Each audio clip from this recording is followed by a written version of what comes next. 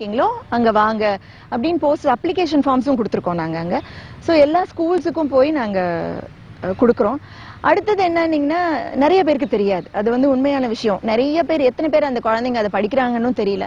Mister பொன் தானே சேர்க்கிறேன், அவங்க வந்து தான் ஃபர்ஸ்ட் அவங்களோட ஆர்டிக்கல் பார்த்து தான் நான் வந்து இதை ஹெல்ப் பண்ண போனது. ஸோ அவங்க வந்து ஒரு ஆர்டிக்கல் எழுதியிருந்தாங்க இந்த அதனால எங்களுடைய இக்னைட் அமைப்பை பத்தி நிறைய தெரிஞ்சது. ஐ திங்க் இந்த ஃபண்ட்ரேசர் மூலமாவும் இக்னைட் அமைப்பை பத்தி நிறைய பேருக்கு தெரியும்னு நினைக்கிறேன்.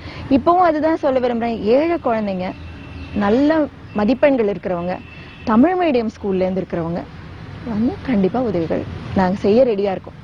இதுல இந்த நிறைய பேர் வந்து பாலிடெக்னிக் படிக்கிறத பற்றி சொன்னீங்க. சொல்லப்போனா இந்த பொருளாதார தடை இருக்கிறவங்களுக்கு அது ஒரு நல்ல ஒரு மாற்று வழி. குறைந்த வருடங்கள்லயே அவங்க ஒரு தொழிற்கல்வியை முடிச்சுட்டு வராங்க. வந்து அவர்கள் எப்படி வளர்ச்சி அடைகிறாங்கிறத பற்றி அனுபவங்களை சொல்லுங்க. அது வந்து அதுவும் என்ன சொல்றது, கடவுளோட அனுகிரகம் தான் சொல்லுவேன் நானு. ஃபர்ஸ்ட் எங்களை அந்த கரியப்பா ஸ்கூலுக்கு கொண்டு போய் விட்டது இல்லைங்களா, அது வந்து ஒரு பெரிய பிளஸிங் எங்களுக்கு. அந்த ஸ்கூல்ல தான் நிறைய வொகேஷனல் ட்ரைனிங் ப்ரோக்ராம்ஸே வச்சிருக்காங்க. பிளஸ் டூல வந்து வொகேஷனல் ட்ரைனிங் ப்ரோக்ராம்ஸ் வந்து நிறைய வச்சிருக்கிறது அந்த ஸ்கூல். அவங்க என்ன பண்றாங்க, அந்த அதுக்குன்னு ஒரு கோட்டா இருக்குங்க. பாலிடெக்னிக்லயும் சரி, இன்ஜினியரிங்லயும் சரி, அதுக்குன்னு ஒரு கோட்டா இருக்கு. ஸோ இந்த பசங்களுக்கு வந்து அது ஒரு ஓகே, இந்த முடிக்கிறோமா நம்ம பாலிடெக்னிக் போகலன்னா கூட அவங்களுக்கு ஒரு வேலை இருக்கு, அவங்க போய் ஒரு வேலை பண்ணலாம். அப்படி பாலிடெக்னிக் போனாங்கன்னா அதுக்கப்புறம் அவங்களுக்கு ஒரு முடிச்ச உடனே அவங்களுக்கு ஒரு பணியில் அமரக்கூடிய வாய்ப்பு இருக்குன்ற மாதிரி அந்த ஒரு ப்ரோக்ராம் அங்கே வச்சிருக்காங்க. அது வந்து எங்களுக்கு ஒரு பெரிய சப்போர்ட்டா அமைஞ்சுது. ஸோ குழந்தைங்க வந்து ஈஸியா அந்த வொகேஷனல் ட்ரைனிங் கோட்டால வந்து அவங்களுக்கு வேலை, அவங்களுக்கு சீட் கிடைச்சிடும் பாலிடெக்னிக்ல எல்லாம்.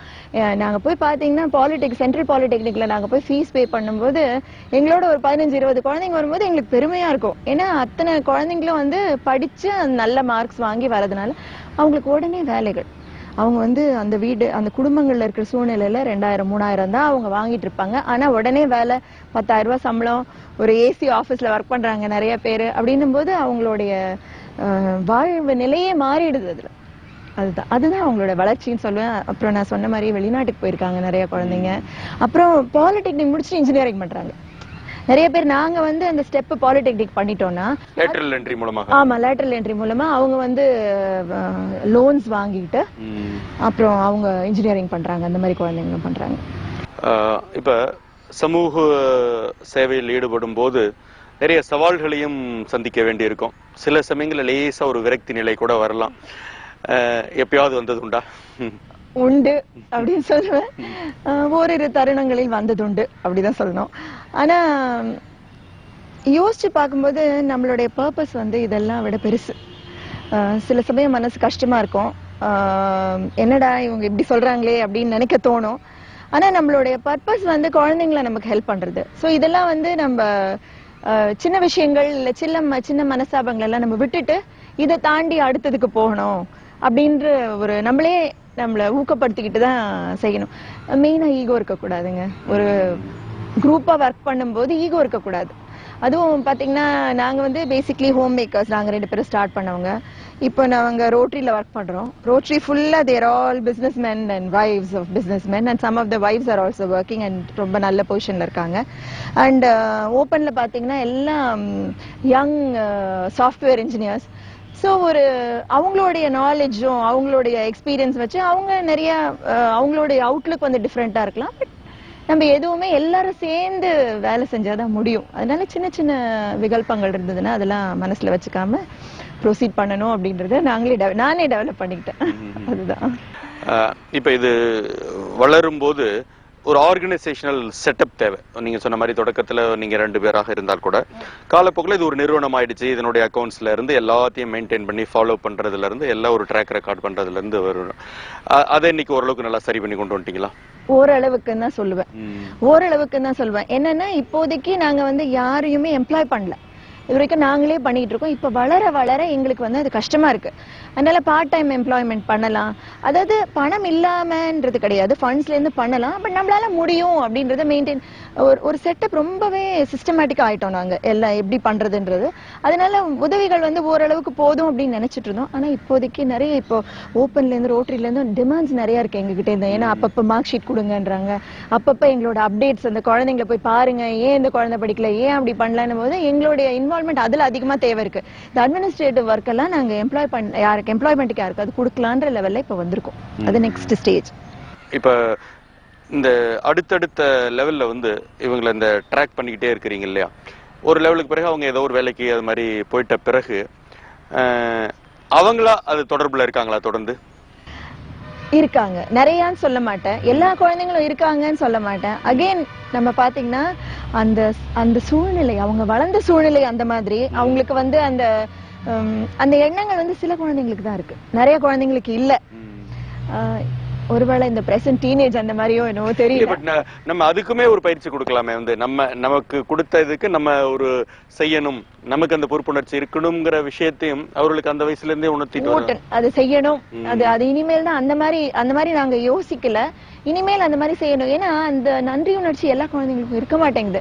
வேற ஒண்ணும் நாங்க கேட்கல. அதுதான் நாங்க சொல்லுவோம் அவங்க கிட்ட, உங்களை நாங்க வேற ஒண்ணும் கேட்கல, எங்க கிட்ட டச் வச்சுக்கோங்க, பேசுங்க, எப்படி இருக்கீங்க, இக்னைட் எப்படி இருக்கு. ஆனா அந்த மாதிரி நிறைய குழந்தைங்க இருக்காங்க. நிறைய குழந்தைங்கன்னா ஒரு 50% ஆஃப் குழந்தைங்க அந்த மாதிரி இருக்காங்க. இன்னொரு 50% அப்படி இல்ல, மறந்துடுறாங்க. சரி அவங்க நல்லா இருந்தா சரி அப்படின்ற மாதிரி நம்ம நினைச்சிட்டு, நம்ம வந்து அந்த நன்றி உணர்ச்சிக்காக செய்யல, அதனால பரவாயில்ல அப்படின்னு நினைச்சிட்டு விட்டுட்டோம். இப்ப இதுல வந்து பெரும்பகுதியானவர்கள் வந்து அகாடமிக்ஸ், அதாவது இந்த மதிப்பெண் சார்ந்த விஷயங்கள்ல சிறப்பாக தான் செயல்படுறாங்களா? 99% சொல்லுவேன் நான். 99%. அதுக்கு காரணம் வந்து முதல்ல நாங்க எடுக்கிற குழந்தைங்களே நல்லா படிக்கிற குழந்தைங்க, நம்பர் 1. நம்பர் 2 வந்து நாங்க பேசும் போதெல்லாம் சொல்றதெல்லாம் அதான், உங்களுடைய வாழ்க்கை முறை மாறும், உங்களோட வாழ்க்கை நீங்க நினைக்க முடியாத அளவுக்கு மாறும், படிப்புனால மட்டும்தான் மாத்த முடியும் அப்படின்றது நாங்க ரிப்பீட்டடா சொல்லிட்டு இருக்கோம். அப்புறம் வெளியிலிருந்து வரும் சாதனையாளர்களை தவிர எங்களுடைய பசங்க யார் யார் சாதிச்சிருக்காங்களோ அவங்களே வந்து பேசுறாங்க. அப்படி பேசும்போது அந்த குழந்தைங்களுக்கு ஓஹோ நம்மளும் இப்படி எல்லாம் வரலாம், நம்மளும் இப்படி எல்லாம் இருக்கலாம் அப்படின்ற எண்ணங்கள் வருது.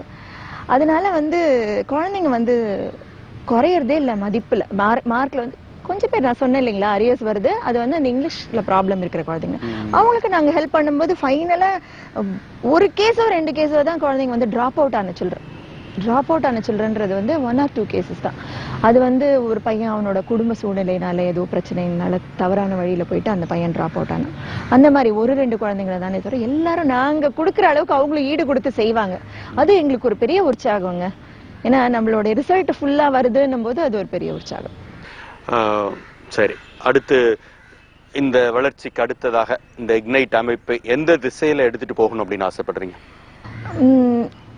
நாங்க சொன்ன மாதிரி ஆரம்பிக்கும் போது ஏதோ ஒரு குழந்தைக்குன்னு ஆரம்பிச்சோம், அது வளர்ந்து இவ்வளவு தூரம் வந்திருக்கு.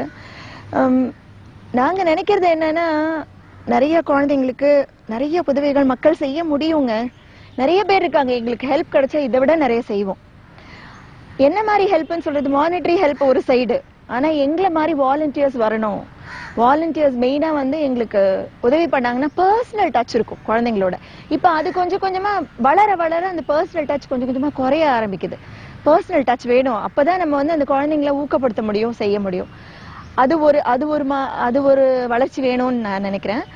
அடுத்தது என்னன்னா, நாங்க வந்து கல்வி, குழந்தைங்களுக்கு படிப்பு கொடுக்க வைக்கிறது அப்படின்னு தான் நினைச்சோம். ஆனா இப்போ ஓப்பனோட சேர்ந்து, ரோட்டரியோட சேர்ந்ததுக்கு அப்புறம் எங்களுடைய கனவுகள் வந்து பெருசாவே ஆயிடுச்சு. என்னன்னா ஒரு ஃபுல்லா அவங்களோட இன்ஃப்ராஸ்ட்ரக்சர், அந்த ஸ்கூலை மாடல் ஸ்கூல் ஆகணும்ன்ற அளவுக்கு வந்தாச்சு ஓப்பன். அப்போ வந்து அவங்க அந்த ஃபுல் லேப் மாத்த போறோம், ஸோ இன்ஃப்ராஸ்ட்ரக்சர் ஃபுல்லாவே மாத்த போறோம்ன்ற அது ஒரு வகையா ஒரு சைடு பண்ணலான் இருக்கோம். அடுத்தது வந்து அந்த புதியதோர் அமைப்புன்னு சொன்னேன் இல்லைங்களா, அந்த புதியதோர் அமைப்பு வந்து குழந்தைங்களுக்கு கல்வி மட்டும் இல்லை, ஆனா அவங்களோட ஹோல்சம் டெவலப்மெண்ட், மத்த மதியம் அவங்க ஸ்கூல்ல இருந்து வந்த அப்புறம் பாத்துக்கிறதுக்கான அமைப்பு அதுலயும் இன்வால்வ் ஆகிறோம். அப்புறம் சிறகுன்ற ஒரு அமைப்புலயும் ஹெல்ப் பண்ண சொல்லியிருக்காங்க, ஓப்பன் அண்ட் இக்னைட். அந்த மாதிரி இப்போ ஒரு கடந்த 1 வருடமாக இந்த வளர்ச்சிகள் இருக்கு. உண்மையிலே மகிழ்ச்சியா இருக்கு. இந்த உங்களுடைய இந்த சமூக பணிகள், குறிப்பாக வறுமையில் வாடும் மாணவர்களுக்கு பொருளுதவி செய்து அடுத்த நிலைக்கு கொண்டு போகிறது, படிக்க வைக்கிறதுங்கிற அந்த பணி, உண்மையிலேயே இந்த கல்வி பணியை சார்ந்த மிக பிறந்த பணி வேற எதுவுமே இருக்க முடியாது. அந்த வகையில் உங்களுடைய இந்த பணிகள் மென்மேலும் சிறக்க எங்களுடைய வாழ்த்துக்கள். சந்திப்புக்கு உள்ள நேரத்துக்கு எங்களுடைய நன்றி, வணக்கம். தங்களுடைய இக்னைட் சமூக அமைப்பின் மூலமாக வறுமையில் வாடும் சிறுவர்களுக்கு, மாணவர்களுக்கு பொருளுதவி செய்து அவர்களை மேம்படுத்தும் பணியை தொடர்ந்து சிறப்பாக செய்து கொண்டு வரும் சத்யவதி நாகராஜன் தங்களுடைய அனுபவங்களை இதுவரை நம்மோடு பகிர்ந்து கொண்டார். மீண்டும் நாளை காலை இன்னொரு சிறப்பு விருந்தினரோடு சந்திப்போம். நன்றி, வணக்கம். திங்கள் முதல் வெள்ளி வரை தினமும் காலை பல்வேறு துறைகளை சார்ந்தவர்களை சந்திக்கும்